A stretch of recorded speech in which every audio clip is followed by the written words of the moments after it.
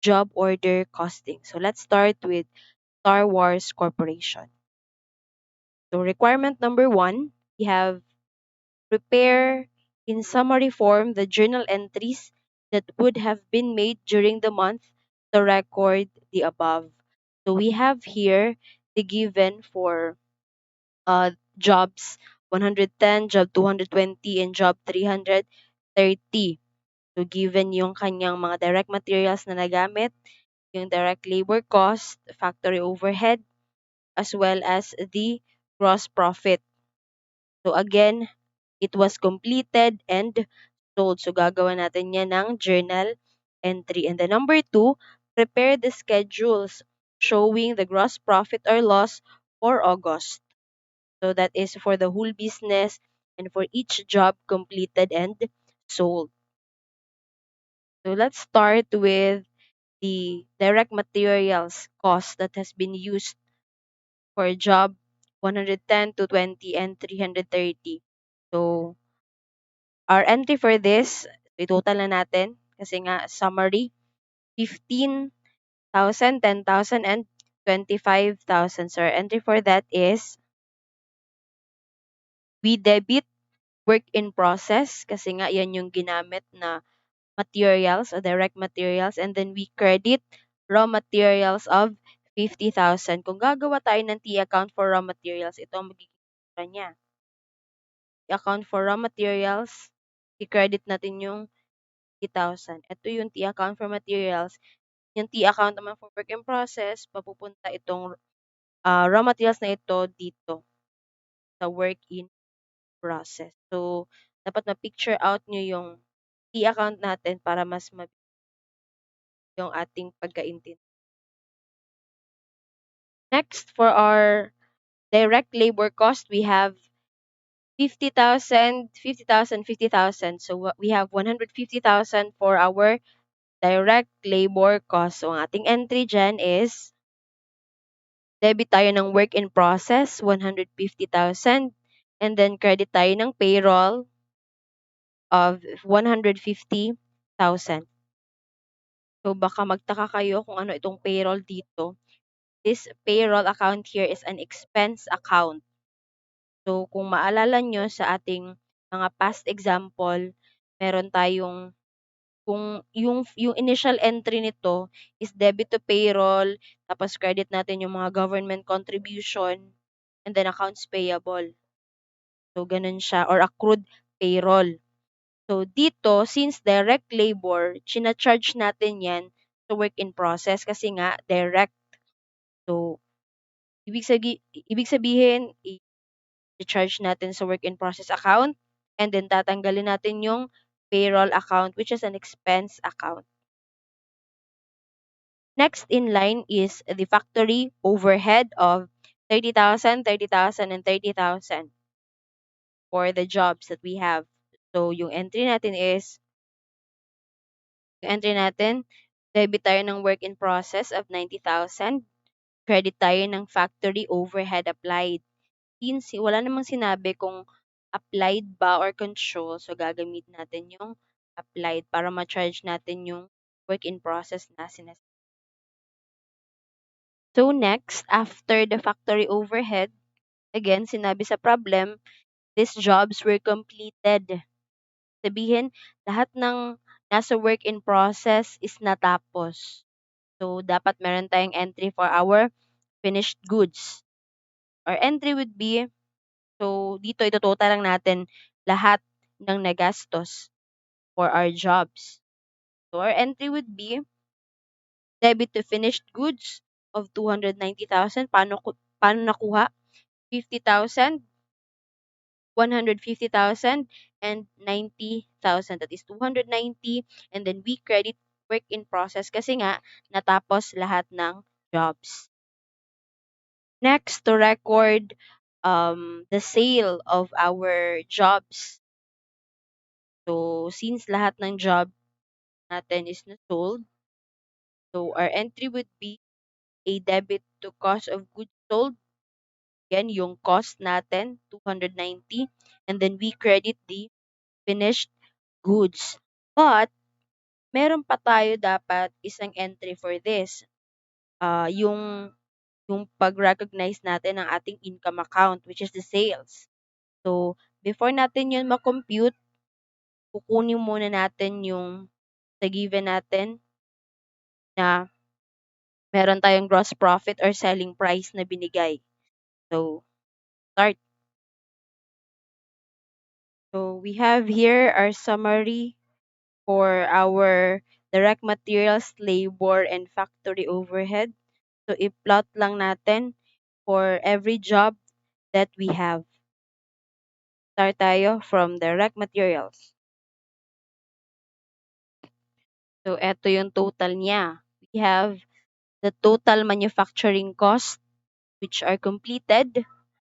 For job 110, we have 95,000 pesos. For 220, we have 90,000. And for job 330, we have 105,000 pesos. So again, para makuha natin yung ating sales, 'di ba? Going back to our formula, we have sales, bawas natin yung ating cost of goods sold at makukuha natin yung ating gross profit. So, nilagay ko na yung ating cost of goods sold since nakuha na natin siya. Now, titingin tayo ulit sa given. So, yung ating given is unit gross profit or selling price for job 110 is 25%. Gross profit for job 2020, 220, sorry. So, we have 80,000 and for job 330, we have 20%. So, 20% daw yung gross profit. So, ganito yung mangyayari sa ating given. Again, for job 110, we have 25%, 80,000 for 220, 20% for our job 330. So, ang sabi dito sa job 110, 25% daw yung gross profit. Ibig sabihin, kung 25 yung gross profit, yung ating cost of goods sold is 75%. So, kapag ganun, para makuha natin yung 100%, which is the sales, yung 95,000, i-divide natin sa kanyang sariling percentage. So, that is 95,000 pesos divided by 75% or 0.75 on your calculators. Then, makukuha natin yung sales na. So, dito class balik muna tayo. Ina-assume natin na ang 100% natin is yung sales.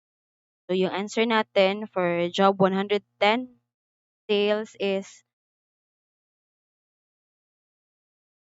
126,667. Bawas natin yung ating cost na 95,000. Ibig sabihin yung gross profit natin is 31,667.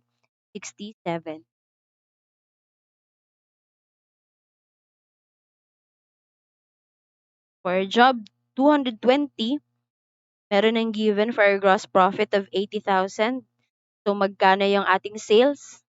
Magkano yung ibabawas sa 90 para maging 80,000? So, ang answer natin for sales is 170,000 pesos.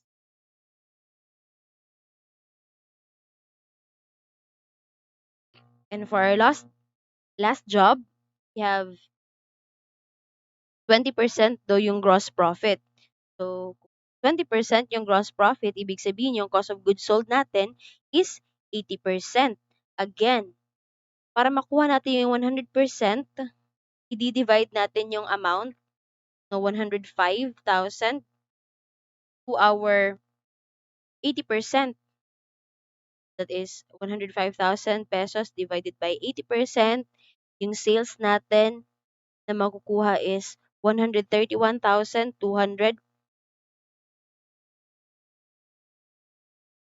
Again, we have 131,250. Therefore, our gross profit for job 330 is 26,250. Baka nagtataka kayo. Again, inassume natin Kasi nga silent yung problem, based on sales yung ating ginamit. Kasi sinabi sa problem, ano yung gagamitin kung sa cost or sa sales. So kapag ganun, kapag silent yung problem, based tayo on sales. So, eto na yung ating entry for for this for the job that we have sold. So, yung kanina, again, nag-entry tayo ng debit to cost of goods sold and finished goods of 290,000. Tapos, the other entry or another entry is debit to AR or accounts receivable or cash, 427,000. Yan yung total ng ating sales ha. Yung 126, 170, and 131 to 50. So, ang total nun, 427,917, and then we credit sales of 427,917. The next question yan is yung ating total gross profit. So, for the business as a whole. So, kung ito total natin, o pwede din gawin natin cost of goods sold or yung ating sales na 427,917, less natin yung ating 290 na cost of goods sold, makukuha natin yung total gross profit na 137,917. And yung for each job completed and sold, yung ating dito sa baba, 31,667, 80,000, and 26,250 pesos. So I hope naintindihan nyo yung ating explanation. Next problem, problem number 6 of Ellery Corporation. So given yung ating general ledger for our account titles ng materials, work in process, finished goods, factory overhead control supplied, and our cost of goods sold. So requirement number 1 is the journal entries to record the transaction that were entered in the above accounts for the year 2012. So since ang binigay lang sa atin is the beginning balances and the ending balances, it is impossible for us to have our journal entry. So, gagawin muna natin yung ating ledger, para mas maintindihan natin yung para mas maintindihan natin yung problem. So, let's start. So, ipa-plot natin yung ating given sa ating ledger. So, ganito. Like this. Again, kung babalikan natin yung ating cost accounting cycle from our raw materials, kapag ginamit na siya, pupunta na siya sa ating work in process. After our work in process, kapag na-complete na, pupunta siya sa finished goods. And then kapag nabenta yung ating finished goods, is ito na siya sa ating cost of goods sold. Now we have the beginning and ending balances based doon sa ating given beginning and ending, and our cost of goods sold. So, wala namang beginning and ending ating cost of goods sold. So, ito yung given sa kanya, 850,000. So, since incomplete yung data na binigay sa atin, kasi nga hindi natin alam, baka may na-purchase. So, hindi natin makukuha kung magkano yung napunta sa work in process. Hindi natin alam magkano yung from work in process napunta sa finished goods. Pero ang alam lang natin, okay, meron tayong 850 na cost of goods sold. So, ibig sabihin, dito tayo sa last magsisimula, pabalik. So, ang tawag natin dyan, quiz. Sige, let's start. Kung si cost of goods sold, again galing ito sa ating finished goods, ibig sabihin, itong amount na ito galing. So, plot natin, 850,000. Again, naka-in thousands ito. Medyo maliit kasi yung space natin, kaya wala nang zero. So si cost of goods sold is galing sa finished goods. Kasi nga, yung entry naman natin yan, debit tayo ng cost of goods sold, credit tayo ng finished goods. Malamang dito yan galing 850. So, para makuha natin yung amount dito, So, let's compute. 120,000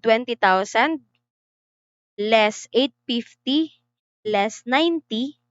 Ibig sabihin, yung amount na galing kay work in process is 820,000.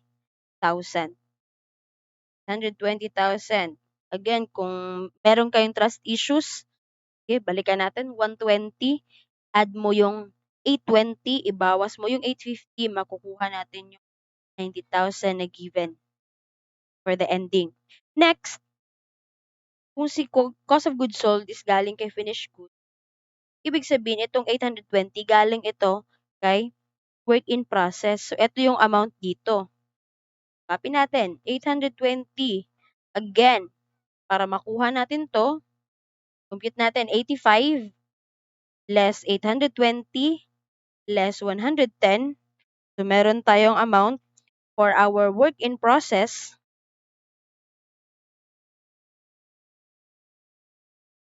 845,000. Again ha, 85 less 820 less 110 is 845 pesos. Masyadong malaki. So, kung matatandaan natin, itong ating work in process, ang tawag natin dito, total manufacturing cost. So, yung content ng ating total manufacturing cost or yung breakdown nito is, baka makalimutan nyo ha, meron tayong raw materials, meron tayong direct labor, and meron tayong factory overhead applied. So, ito yung breakdown ng 845 na kukunin natin.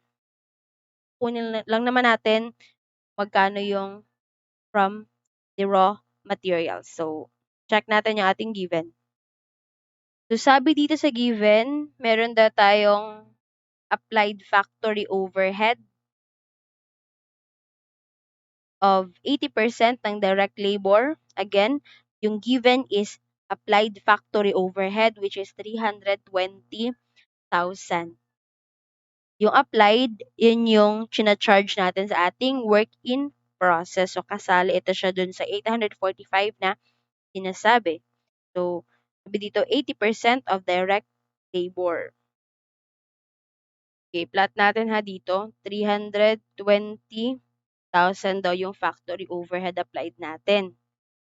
So, sabi din sa problem, ito daw represents 80% of the direct labor. So, 80% ito ng direct labor, ibig sabihin si direct labor yung 100%. So, compute natin si direct labor. 320,000 divided by 80%, ibig sabihin si direct labor ngayon is 400,000 pesos. So, isa na lang yung kulang natin. Magkano ba si raw materials na nagamit? Ang total is 845. So, let's compute. 400 plus 320, bawas natin sa 845. Ibig sabihin, yung raw materials natin is 125,000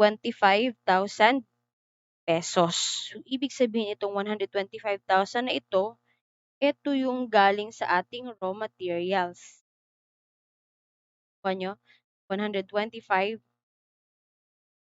Sabihin, yung beginning natin is 60 and then yung end natin is 80. Tapos meron tayong inilagay sa production na 125,000. Magkano yung purchase natin? So, ito siya. Yung purchase natin is 145,000 pesos. That is 60,000. Sa raw materials tayo ha. 60,000 less 125 less 80. So, answer is 145,000 pesos. Now, gawin na natin yung journal entries na requirements sa atin. So, to record our purchases, we have a debit to raw materials of 145,000 and a credit to accounts payable of 145,000. Para sa pag-issue ng ating raw materials to production, we have a debit to work in process of 125,000 and credit to raw materials of 125,000. Next, For our work in process, kanina 125, ito yun. So for our labor and factory overhead applied, we have a debit work in process of 720, a credit to payroll for direct labor, factory overhead applied of 100, this should be 100,000, 320,000. So yun. Next, for our 820 na natapos, so we have a debit to finished goods and a credit to work in process of 820. Again yung entry natin for sold finished goods, debit to cost of goods sold, 850, credit to finished goods of 800. Pero hindi pa tayo natatapos. Kasi, sabi dito sa given natin, meron tayong factory overhead control of 330. So, itong factory overhead control natin na sinasabi dito, ito yung actual expense. 330 daw yung actual expense ng pag-process ng ating product into finished goods. Pero yung nai-apply lang natin is 320. Ibig sabihin, under-applied tayo ng 10,000. Kasi nga, yung actual is 330. Yung nai-apply lang sa production is 320. So, under-applied ng 10,000. So, baka tanungin nyo, ma'am, ano po yung entry natin for our factory overhead control? So, debit natin, factory overhead control, kasi nga, this is an expense account, kaya debit, 130,000. Then, credit tayo, accounts payable or cash of 130,000. So, yun yung mga journal entries natin for our requirement number 1. Requirement number 2 naman, the cost of goods sold statement for the year 2012.